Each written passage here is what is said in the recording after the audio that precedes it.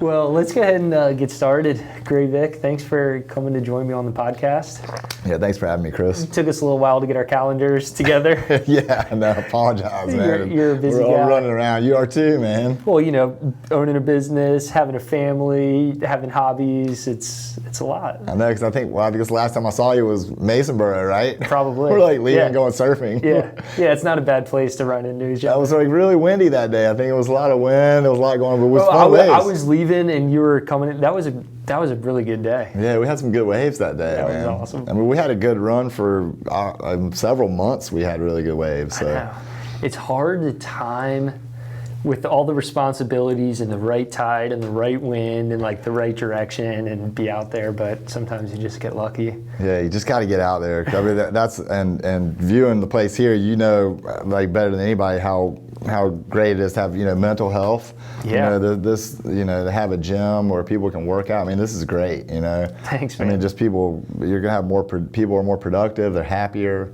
To me, it's like to me it just like makes sense. It's like a no-brainer. It's like if you've got a good culture and your people are happy and they enjoy coming to work, they're probably gonna be more productive and generally contribute more to the mission. Definitely. Yeah, I mean, just keep everybody happy and healthy. You know, that makes a big difference. Yeah.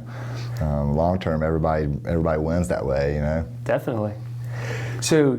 Your story is you went to UNCW, you got your accounting degree, and now you're an entrepreneur and a business owner. Tell us about your business, Gray Outdoor, and other stuff you have going on, and then we can talk about kind of your story and your journey of how you went from being an accountant to an entrepreneur. Yeah. So Gray Outdoor, you know, we're middle-sized, mid-sized billboard company. You know, we're in North Carolina, South Carolina, and Virginia now. Mainly just help customers with their branding, help them grow their brands through our billboard assets. Yep. And really just focus on more small local companies. There's a big part of our business. 80% of our business, small local business. Mm-hmm. Small businesses just like us, just like you. I mean, we're that are trying to grow, get their name out there, and we can help them really have that presence, that big presence as this big huge sign or big great asset where people see them. They see them on that sign, and it gives them that I guess notoriety is that they're a legitimate business. This is a business that can afford this big sign. Yep. It gives them that branding that you can't get online, mm-hmm. right? I mean, there's all these things you can do, search and other things to find your business online, but to build that brand where people have that recognizable logo, yep. recognizable name or face or whatever it is. So that's really what we do is we just help people grow their business, and I was obviously attracted to the outdoor advertising business because it was just a win-win deal. Mm-hmm. Everybody was winning. Landowners were getting their cut. Typically government's getting a little piece of the action. They're always getting a piece somehow, right? And then just advertising, everybody's winning. It's not you're creating value out of something that was zero there. We built a sign on the property. It's all just value creation. So that was really what was attractive to me. Yeah. Was it was just a win-win. Everybody was happy. Everybody's winning. It's a good deal, and creating that value from zero to nothing is just exciting to me to see that and to see the customers really grow. I mean, we've had some customers that would advertise with us for 10, 15 years. How cool. That have grown, from a couple million in sales to 10 million plus in sales. So, I mean, they've really seen a big jump in their business over time when it compounds, similar to growing your portfolio is this compounding. Mm-hmm. that another year and 10 more times of people seeing it, 20 more times of people seeing it, and then they're really etched in their mind as this company they've seen and they trust. And so connecting the dots of how the billboard works so well is that a lot of times they're finding people online, so connecting the dots and seeing that name in this list. Let's say if it's an HVAC company, they go, I'm looking for an HVAC contractor in Wilmington. Well, who are they going to pick when they get to this list? Because it's very competitive in the AI race and the Google race. When you're searching, it becomes very competitive there. Yep. So they're picking who they've seen the most, who they know the best. Yep. Who has the best brand, who's really etched in your mind before you get there, wins that competition. So that's really where the billboards have really kind of shined and really stayed relevant in the age where a lot of traditional media has kind of fallen off. Just that big branding, it's just hard to replicate, Yeah.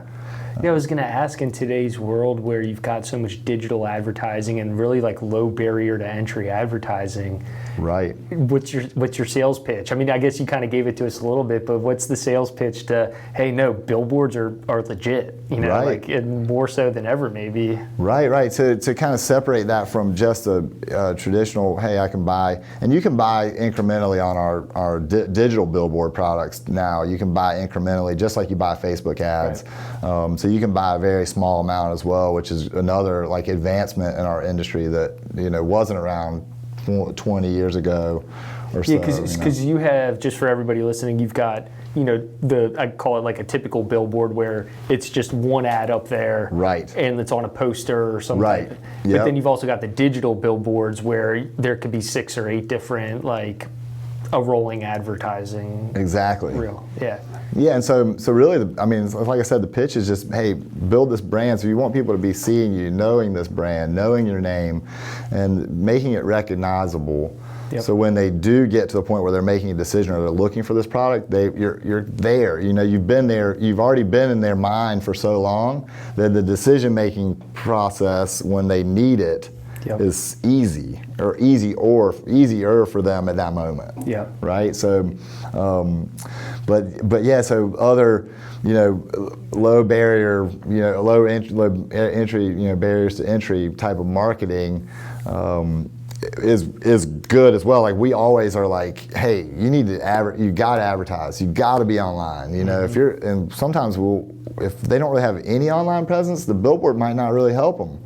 Because how are they going to find you? They remember your name, but they can't find you. Right. You know, so there's certain customers where, hey man, you might need to fix this before you even come to us. Mm-hmm. We can't help you because, or hey, you can't service your customers well. You have a lot of bad Google reviews. The billboard doesn't help you that much. You got to fix that. You know what I mean? These are issues that we can't fix with the brand. Right. You could have everything you know about a brand, but if you have bad reviews, haven't done a good job, we just can't help fix that. There's, you know, that's a longer term process that you got to, you know, so not everybody, it doesn't fit for everybody. Yeah. Well, it's cool. It sounds like you're not just, hey, like taking whatever order. It sounds like you're kind of also advising your clients a little bit and being more of just, put an ad up there. It sounds like you're getting to know their business, learn about them, and help them on more of a bigger picture branding and advertising. Right. Yeah, and we don't really necessarily do it as a service, but we want to help them to be successful because it's by the time you go and spend, you know, $10,000, $15,000 a year with us, mm-hmm. we want you to get a good return on that. Exactly. Because if not, you're not coming back. Yep. So we really got to kind of dot all those I's, cross those T's before we start. Let's pump this out. Sometimes maybe there's other steps we need to take to fulfill those gaps before we start advertising. Yep. But I do really believe it, just seeing after so many years of the results on how it's worked for some of these guys that have just gone to create, you know, like their businesses have gone 10x mm-hmm. what they were. I mean, they put in $100,000, $200,000 over 10, 15 years, and they're getting back millions in that brand recognition, the value creation, mm-hmm. the long-term revenues that will come in from that is really there, you know.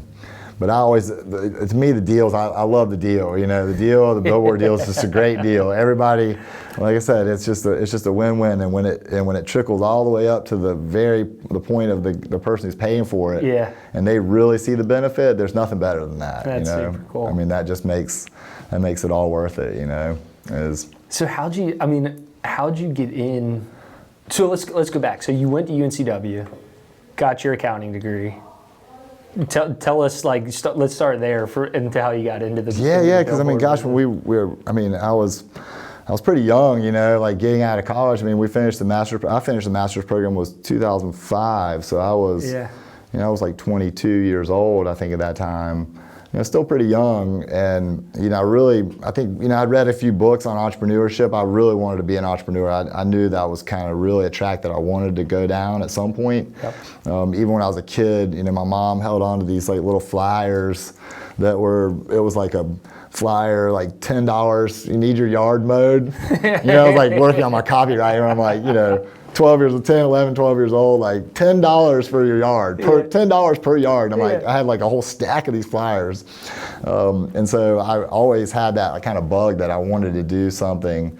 And I always had that mindset of, really that I was going to be a big success in something. Like I had a mind, like somehow I was raised, my parents did a good job obviously raising me, and somehow instilled this like can-do attitude. Like you can do anything. That things are possible that most people would, maybe say, oh, that's probably not possible. So I always had that attitude, but going to accounting, going through that program, it really did prepare me for the entrepreneurship journey. I mean, all the things we learned in business law, just the accounting, learning the basics of these transactions, how to account for them, how to understand all the documents that go into these transactions, and really understand those transactions at a deeper level really did prepare me to go into business on my own. So I got really interested in real estate. I mean, at a certain point, I started after graduating the MSA. I worked it was RSM, which is now PB Mayors now. Yeah, PB Mayors. But it was McGladrey and then RSM. Right. It RSM. was McGladrey. I think it was McGladrey when I actually first started working for them, and it was transitioned to the RSM. So I started with them. And I started actually doing an internship in tax, and that was during, I believe, during the MSA program. But the summer before MSA program, I did an internship in IT consulting with Grant Thornton. And so I got to learn a little bit on that side, some of the IT and internal control, some of the Sarbanes-Oxley Act, some of that stuff we were really testing internal controls for companies. So I learned a lot just about back inside of how to operate a business and establishing processes that were compliant. So all those things. I mean, I was on an audit with my senior was Dallas Alford. He was just a real good guy. He was my senior on that job on this audit we were doing over at, I believe it was AAI at the time. I think it's changed names again. And we were working like 60 hours a week. And he had, one day I wanted to say, what are you doing over there? He was like, oh man, I do this little, this thing on the side I do. It's like a we buy houses. No business. way. So he was basically putting these little signs on the side of the highway that were, we buy houses, and so people would call him before they were, wanting to, sell. Do like a proper listing or. Right before, it was like you would call them if you wanted to just get rid of a property. You had a problem that was a problem that you couldn't solve, and you just need to get rid of it. So that he had all these lists of leads, and I was like, man, let me take a look at that, So we went. I started calling. First one I called on, found a deal. No way, first one. It was a house in Castle Hayne. It was like halfway, the roof was caved in. Gotta start somewhere, right? So the guy, the lady's husband had died halfway. He was building the house himself, built it like 80% of the way. And he passed away, he had cancer.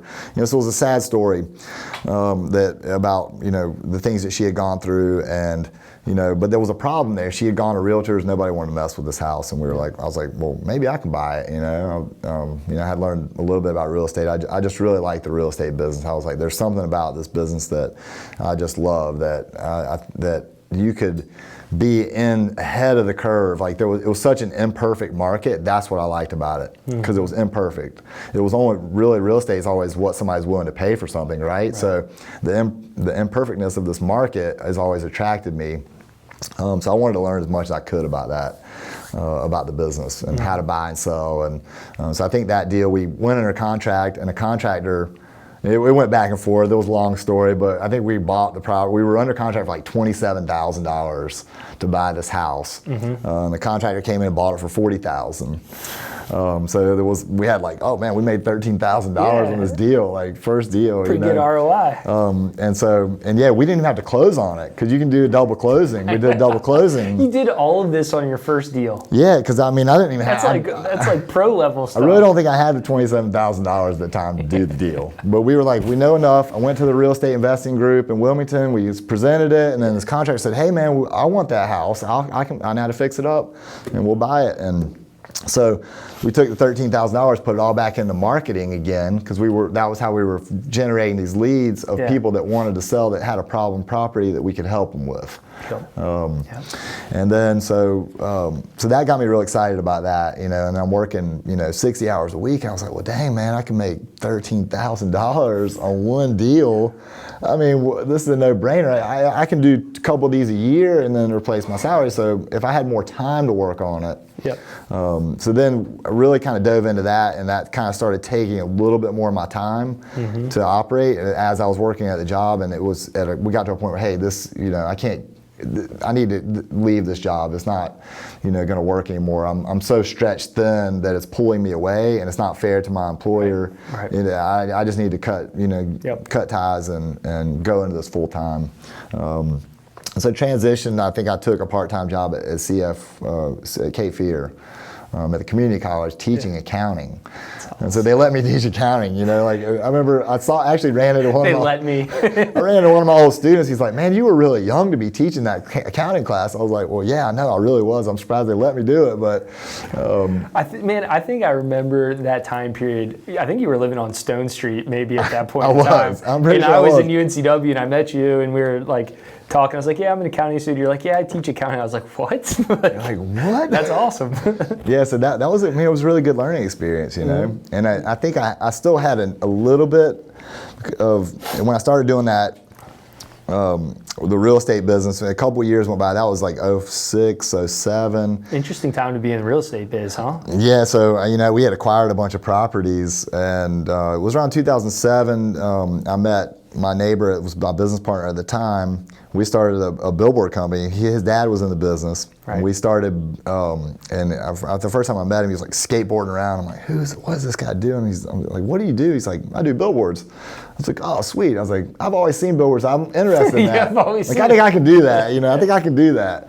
He's like, well, you got to be born into it. And I was like, well, that doesn't really add up. I was like, I think you can figure it out. There's always a way, So I think it's optimism. I was always super optimistic. There's a way to figure that out. Just kept picking at him, and eventually it was, I'm kind of down on my luck right now, was where he was in that moment. I might as well just let him, this guy Gray, I might as well just go all in with him. Whatever it takes, just let's just do it. Because there's, right now opportunities are thin. He's hungry. So that was a good kind of foray into getting into the industry, was just getting a little bit of the background and really trying to know just a little bit. That's all it took, was just, hey, we'll figure out everything else. Give us a couple ideas, and I'll go chase around all the other, information that we need. And go hammer all the, government officials at DOT to ask them, hey, how does the regulation work on this? And I think when I first started, it was like, man, I got multiple locations, and none of them were going to get a permit. You couldn't permit any of them. I was like, it's easy to get a location for a sign, but it's very difficult to get the permit. We're just super highly regulated, because everybody was like, hey, yeah, you want to pay me to put a sign up right there? For sure. Yeah. No problem. I'd love to get the extra revenue. Yeah. But then when you I think took it to the county and said, hey, here's my permit application, they're like, you can't put it right there. All right, well, I'm like a little frustrated now, because I had gotten all this work in. All this work, put all this time in, and started back at square one. Like, we're not going to build any of these signs, so I got to kind of start over, learn a little bit more, figure out where they can go, and just call everybody and anybody. And I think it was Donald Tedder was the guy that I called originally, because he had just sold his company Signature Outdoor to another company called Next Media, which is now Lamar. Lamar ended up buying Next Media. It's like, hey man, can you help me out? Like, I've got these locations and I just don't know what I'm doing. He's like, well, I can't really help you out because I'm under non-compete. And I was like, well, okay, well, I guess I'm just gonna have to figure it out, like just keep calling and keep trying and just never quit, And so, but it was a really hard time to get into any type of business that was selling advertising in 2008. I mean, we built the first sign in 2008. We started around fall 2007. First sign we built was in 2008.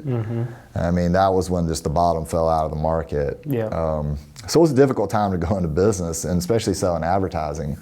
And it wasn't like we came in with a bunch of cash to start this thing. It was like, hey, I made like 20 grand off this real estate deal. The last one that I did that I didn't put all the money into marketing yet. Yep. So it was like you kind of started with that little bit of money. So we went to the bank and they said there was like a specialty finance company. It's like, yeah, we'll give you a loan to build those signs.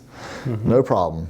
1, 2, 3 loans, $400,000 or so that we borrowed. Yep. And then 2008, 2009 came around, and then we had done these notes, and then nobody was advertising. Oh, we're like upside down, really. I mean, we Yeah. had, I think I remember the numbers, like we're billing out $10,000 a month, and our expenses were like 12 to 14. Yeah. I'm like, this is not going to work out. We're not going to be able to continue this because I'm not pulling from some type of like credit line or budget. Yeah. Or My fund. accounting degree tells me this is not going to work. It's not going to work for the long term. So we gotta figure something out. So I always attribute this to the education that I got at UNCW and understanding finance and real estate and accounting. Yeah. So hey, I'm gonna go talk to my lender. I'm gonna go sit down with them. I'm gonna show them exactly what we have, and I'm gonna explain to them how we can get out of this. And it was, hey, let us go to interest only. Let's eliminate the rest of our the principal payments for the next couple of years. Let's go to interest only, that'll give us an extra cash flow, so our payments decreased to $8,000 a month. Nice. And our billing was 10, so we had a few available, so we needed to rent a couple more, rent those. So now we were in a cash flow, so $2,000 a month is not enough for 2 people to live off of, right? But it was enough to buy used poles from the power company. And we would go out there and grind it out. We're going to go meet with all these people, get these locations, find the locations, permit them, and then build them as cheap as we possibly can to get out of this. Right. And so we just did a few more of those, a couple more. We got free poles. We built these signs for a couple $1,000s. Did that 3 or 4 or 5, 6, 10 more times.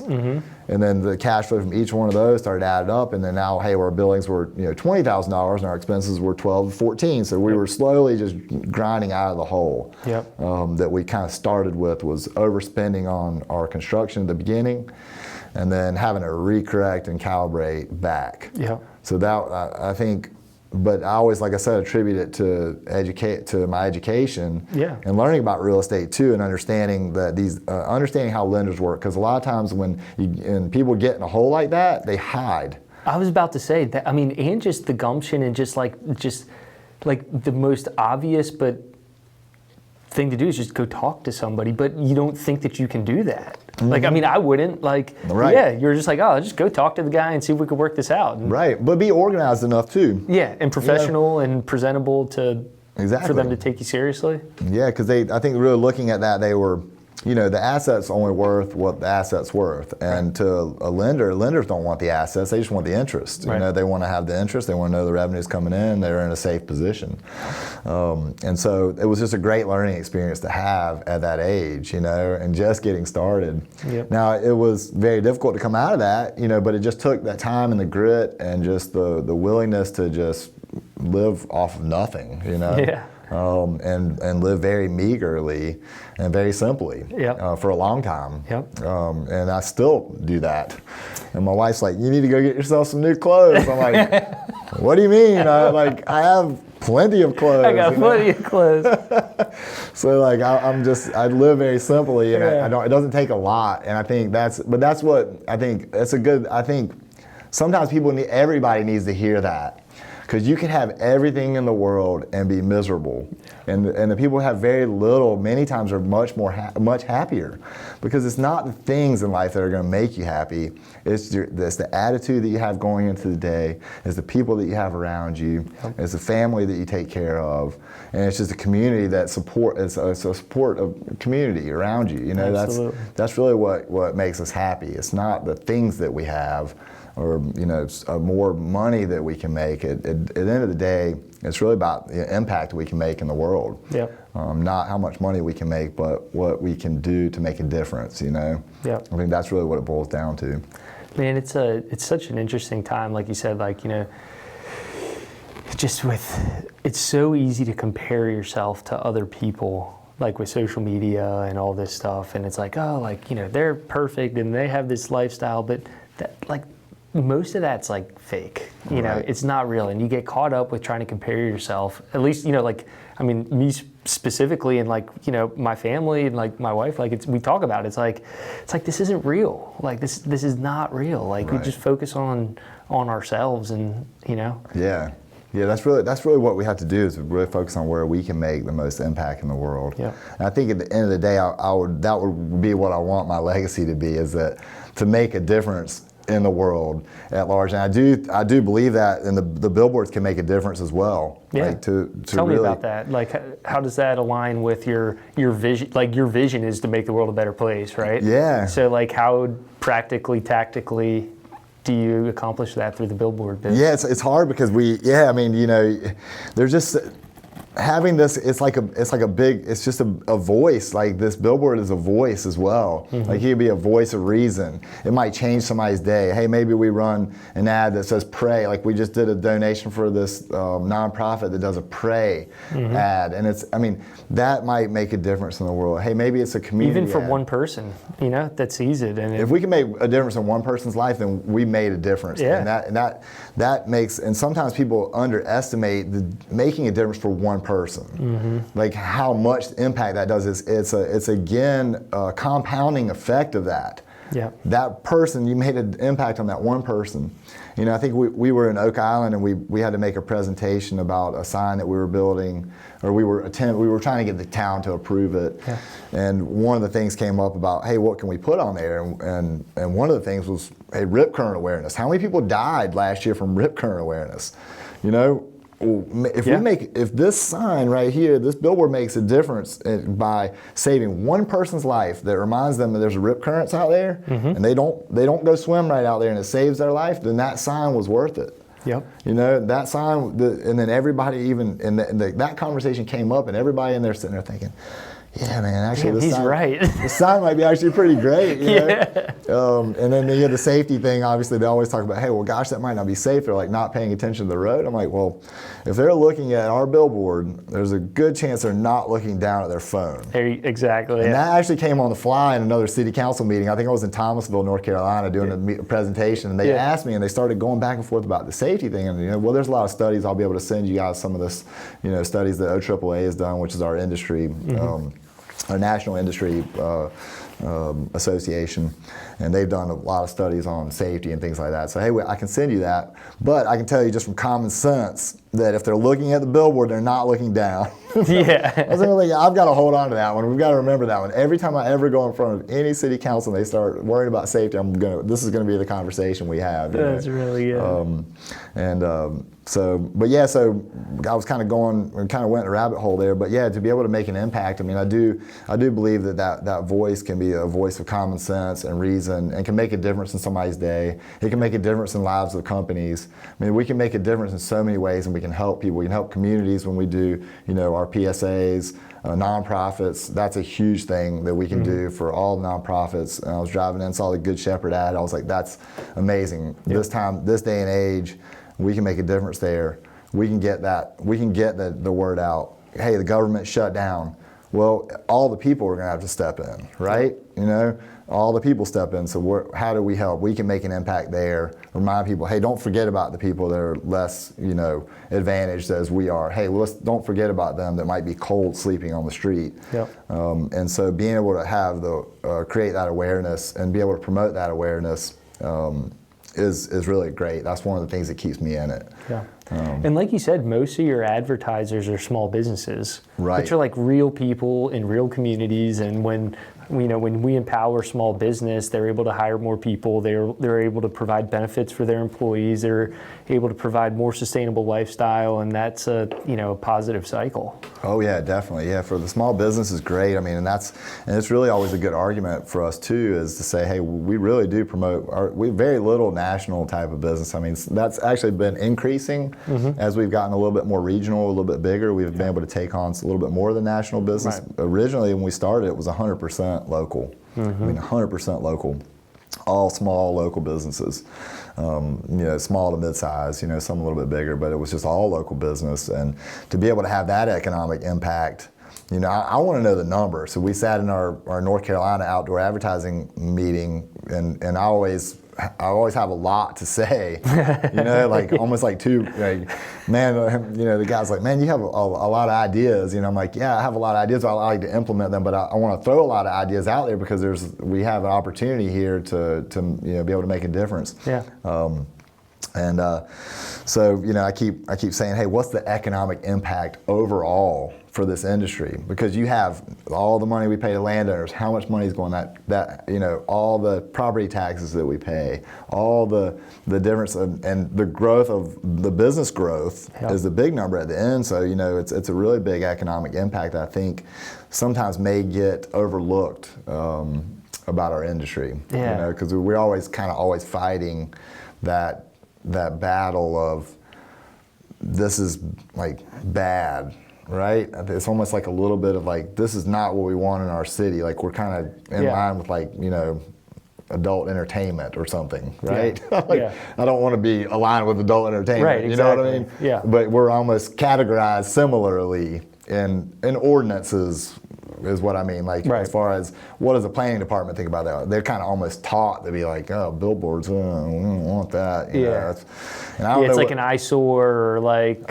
something. Right. It could be like an eyesore, or they're going to say something kind of off the wall in our town. We don't know what they're going to say. Yeah. You know. So what type? That's an interesting thing I never thought of. What type of like, you know, freedom of speech and like what type of laws and regulations like govern what you do? Like, can you just like have your own rules and be like, no, we're not going to let you do that, or is there some rule that's like you kind of have to let somebody say what they want? How does that work? No, there's, I mean, obviously there's a lot of protections under the First Amendment. You know, freedom of speech is this is actually one of the pillars of speech is a sign. Yeah. You know, so there's always a new precedent, a new court case that, you know, has been argued. So it's very interesting. That's one of the parts I love about it is still there's always like a little bit of an argument around a way to make it work. You know, there's always some way.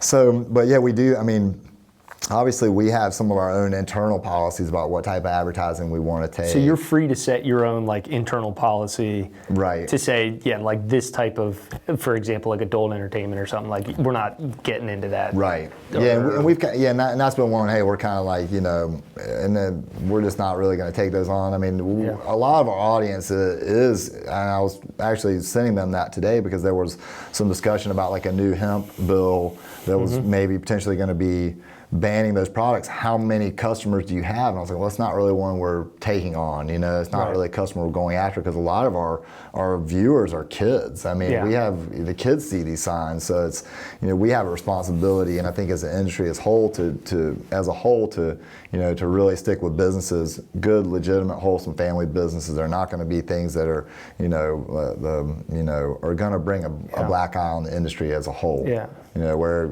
it gives the people in the city something to point to. Hey, man, that's your sign out there. What? I've seen that when I go by it all the time. You know. Yeah. I don't like that. Yeah, exactly. And obviously, not liking something, it doesn't mean that you can't advertise it, but you know, I think there is certain regulations as far as like, you know, you can't push the boundaries of, so we're highly regulated, but when it comes to speech, you're kind of sticking with, there's not as much that you can't say on there. There's been some things that they've outlawed over the years that have kind of limited it. You know, the cigarettes used to be a big thing with the industry, but it kind of, taking on those advertisers, it kind of gave the industry a little bit of a black eye a little bit. So always taking on the like kind of more seedier type grainy advertisers never helped. Yeah. Like it might have been a little bit of money, but long term, long term you're losing, you know? And kind of trying to battle that. Well, a lot of it is protectionism as well. Like you have bigger companies that have really strongholds in the markets and bought all the other companies, and they've developed the ordinances that kind of squash the smaller guy. Yeah. You know? Yeah, they've probably got lobbyists and people working for them or whatever at that level. Well, they were able to make a compelling argument that, hey, we have all the signs. Do you guys really want any more? Because what we should do is we should just cap it, and then allow us to do what we want with ours, you know. Because I'm looking at another acquisition now that I think it was like 8 signs in a city. Yeah. And the bigger company had basically crafted an ordinance that you had to get one sign to be digital, you had to take 5 down. So you had to take 5 structures down to put one back up with the digital on it. You know, they get 7, 8 slots on it. So you're like, I mean, it's hard to justify it.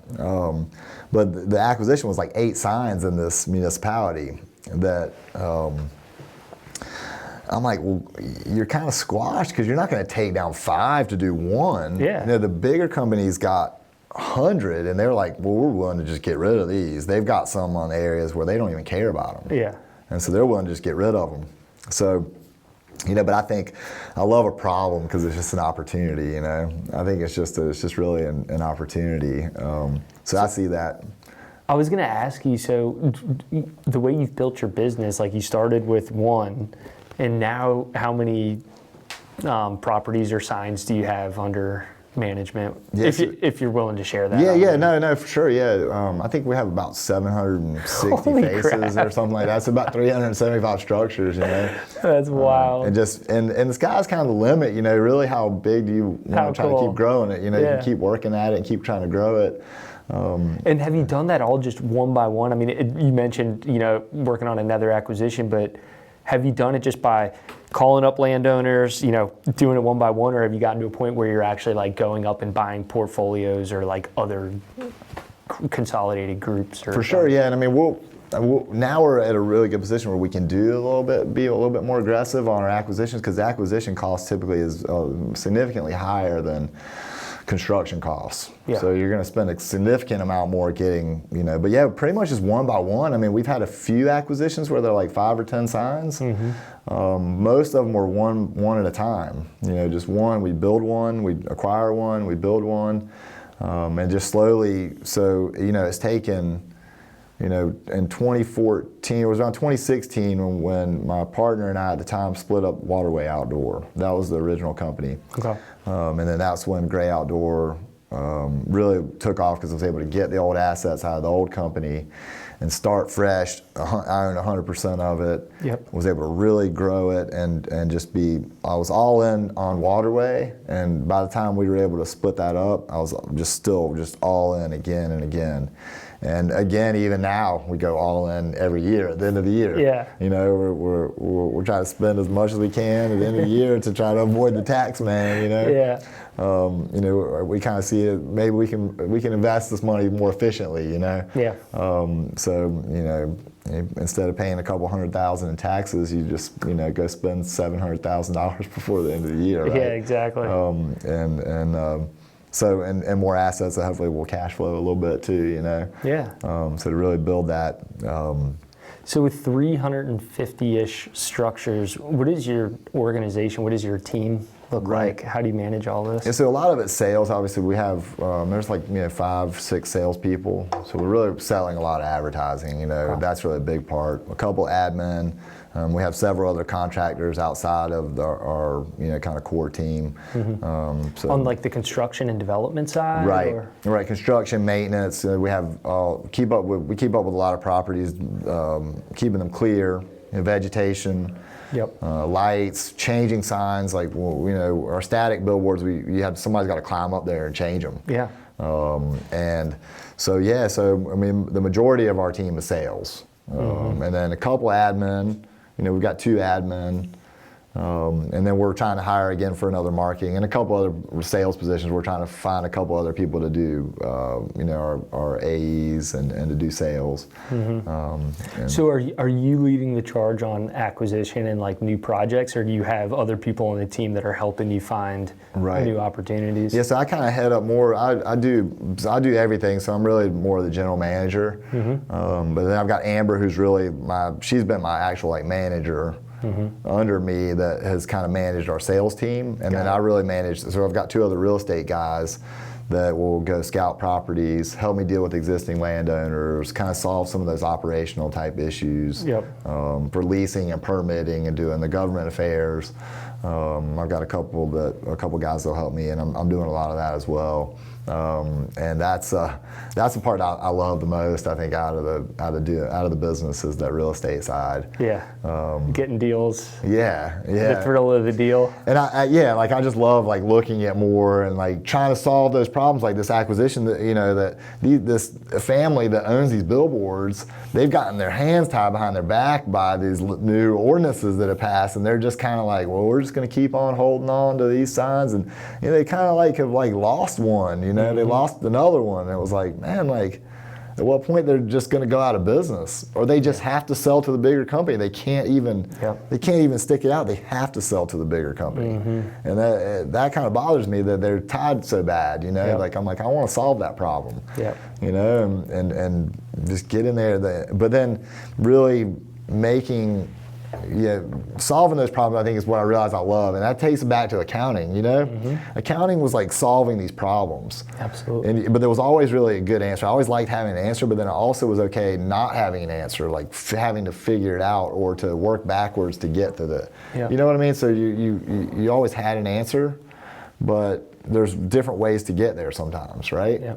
So I think that I love that, and that's what I'm still doing to this day, is that same kind of problem solving, just in the real world, issues that most of the people don't care about, don't really matter that much, but, I still like to solve them. Was there a point in time that you can look back on where there was like a specific point where things just like happened, like all of a sudden it was like, all right, like, it's like totally working now, or was it just like a step by step kind of thing? I think it was the first when we built like the first two signs we built, they did so well. They were like right there, and right before you turn to Topsail on 17. I mean, it was like, and now that area is obviously booming between Hampstead and Surf City. The first two signs I built were right there. Nice. And so they, right off the gate, they were like building a new marina at Surf City. That was our first advertiser. They all just rented right off the hook. So I was like, wow, this is easy. I'm killing it. Killing it. We got these signs rented quick, and there's a little bit of revenue. And but then it was like and then it was like basically like I laid down and got kicked for 12 years, that's basically what happened. I just laid down and just kept getting kicked over and over, but I just kept getting back up, and every time I just keep getting back up and keep getting back up, and then but that does separate, I think, successful businesses from the businesses that don't make it, or or they just fold, or they get out of it and do something else. Is that just the grit and the perseverance and just never quitting? I would want my kids to every day when we go to school, I'm like, let's talk about this. We never quit. We're not quitters. You might not get it, and this might be hard for you when you get to school. Like you're learning, how to do something new. Just don't quit. Maybe take a break for a second, but come back to it. Never quit. And I think that that's just what it takes to make it. Yeah. If it was easy, everybody'd be doing it. Yeah, and I think in my industry, it's very difficult. It's very difficult. Super competitive. Yeah, and it's competitive, but then it's also this huge barriers to entry. There's a massive barrier. So really, everybody talks about the moat. In our business, in our business specifically, there's a big moat because we have these locations. They're very difficult to replicate, very difficult. If you wanted to go out and build another gray outdoor, it's very, very, I don't think you could. It's not even really possible. So, why is that? Just the regulations, the barriers to entry into these markets, and spacing, and all the ordinances and the rules. We have federal, state, local. DOT. Is DOT state or? Right, So DOT manages the outdoor advertising program. And there's federal laws that are pushed down to the state that they, are required to comply with. And that was from the Highway Beautification Act. It was 68. And so all these regulations pushed down, creates that moat for this business, which is, great. And there's been, numerous court cases protecting these assets, just like a home. If the state was to come through and build a new road right through your house, they're paying you for it. You're getting compensated. Yep. There's been a time where the state would come through and bail right through that billboard and say, "Man, sorry, here's your sign. you get nothing, you know? And so the industry's always fought back on that, saying, hey, this is our asset, this is how we make a living, this is our asset. If there's a value to that asset, even if it was a lease, there's still a value to that asset that if you take it, it's getting taken away. So we've had really good, just compensation laws that have been, fought for by the industry to allow compensation when when the signs are being taken. Like normal eminent domain would with a house or something. Right. And then we've taken it even a step further to allow us to relocate them in North Carolina. So we passed some legislation a couple years ago that allows us to relocate these signs for different reasons, for development. We don't want to stop development on a parcel, so we can relocate it within an existing parcel to another location within. Got it. So, and if they take it, we can go to somewhere else. So these things were really big wins for the industry, that we've been able to protect the industry from, and that's really us mainly just trying to stay in business. We don't want to trade in our assets for money, we want to keep the assets, right? And so that's something I've been doing. I've been on our North Carolina board since 2019, so I've really enjoyed that, learning a lot about how these legislative processes work, how do things work in Raleigh, and how we can advance the industry and protect the industry through potentially new legislation that gives us protections. But it doesn't necessarily help you if you want to do a new one. Exactly. Or you want to start up a new company. It's good for. It's good for you. Right. You've been doing it for 15, 18 years. Right. It's a long. It's some time. Right. Right. Over that period of time, what would you say one of your biggest mistakes or biggest moments of man, I really screwed this up, and what'd you learn from it? Right. Gosh, there's been so many, and like I was telling you a story about my son earlier. I was like, you learn the most from your mistakes. You really, and we've made all the mistakes, a lot of the mistakes you could possibly make. That you pay for. So from that, I think there are always little mistakes that we've made over time. Nothing that's ever been so major that you had to sink the ship or anything like that. Yeah, we've never really had so many. I think really probably the biggest one was at the beginning when we just started borrowing. We started borrowing, let's just go borrow all this. Let's not really run the numbers. Let's just borrow to try to build it up and try to get these numbers up quick. And that's not the best plan. The best plan is to take your time, slowly grind it out, take your time, go a little bit slower, and then you don't get caught like I did, right? Getting over leveraged. You're not going to be over leveraged ever. So it was a good experience to have at the beginning, because now as I've grown, that's why it's been a 1-on-1. There's been less of hey, I need to go get this big acquisition and go spend millions on this big acquisition so I can grow super fast. It was, I'm willing to do this the really hard way so that way I can sleep good at night, and go very slowly build it up. And then it just, like I said, it gives you the peace of mind that you're not over leveraged, right?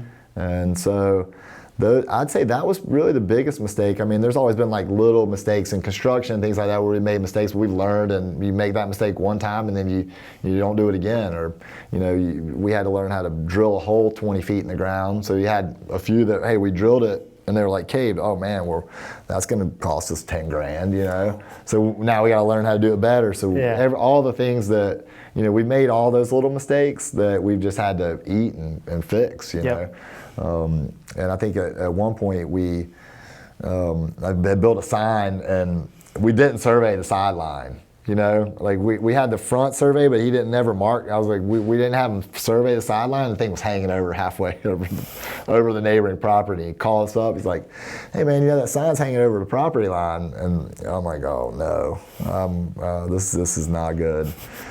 You just had to eat it, So then, okay, strict policy now. Every single line anywhere near where the sign is going is getting surveyed. Right. So that was one that to save $1,000, you spent 15 moving it. So we just never make that mistake again. So some of the little things like that where you just you got to learn them the hard way, And it's called tuition. Right. Yeah, that was. We paid a lot of tuition. You paid a lot of tuition. Tuition. But learning how to actually operate the business too. I think I didn't really ever hire anybody. For a real long time, I never had it, and I still don't to this day don't have like a personal assistant. I have, I've always hired for more revenue producing. Yep. Roles. So the first guy that I hired was Guy. He was in real estate, Guy Williamson. And I ran into him. He was with Fairway Outdoor before, and I ran into him on another property we were competing for it. And I was thinking, man, I'm going to hire this guy one day. I'm running into him. If he can get this deal over me, this is somebody I need to hire. Yeah. And then that happened again. Not that long ago. Ryan that just came to work for us, Ryan Peters. He's a young guy, but really super sharp, super smart. And he was able to get a deal over us, when he was working for the other company. He was working for Adams Outdoor. And he was able to get one. I was like, man, I'm going to have to hire that guy. Anybody who can get a deal over us, I'm like, we got to hire him. So I think that was one of the things we did too, was I really tried to build the revenue up before I started hiring. Yep. I didn't hire a lot of people, but then when it was time to hire, it was comfortable. Yep. It was easier to hire because we weren't stretched. We weren't over leveraged. We're really good leverage position, and we'll continue to stay that way. I don't really have huge ambitions to make big acquisitions, smaller ones, but continually just keep doing it, and even the small ones, if they don't work out, oh well. Yeah. We didn't need it. I don't need anything basically, right? It's a good place to be. There's no assets that we have to have. Right. I'd rather just be small and be content, and then to try to stick our neck out there to get one that we didn't have to have, you know. But I like growing. It's fun, you know. Man. Well, congratulations on what you built and the attitude that you're able to maintain. You're like the most stoked and positive guy I always run into. Yeah. And thank you for taking the time to come in and talk, man. Yeah, man. Awesome story. Yeah, thanks, and congrats to you too, man. I'm so excited to see how much you've grown. Thanks, man. And this is a great, because we've known each other a long time. Yeah. And to see you come, because I think we ran into each other when you came back from Europe. Yep. And man, to see where you've come and how much you guys have grown, it's just amazing. And obviously, I know you are a super smart guy. Thank you. And I clearly know that you're going to continue to be super successful, man. Thank you. And I'm excited that we get to do this together. And thanks for having me. Yeah, heck yeah, man. Well said. Thanks. Yeah, man. Cool. Yeah, that was man. awesome, dude. That's great. Such a good story, man. Yeah. I love it.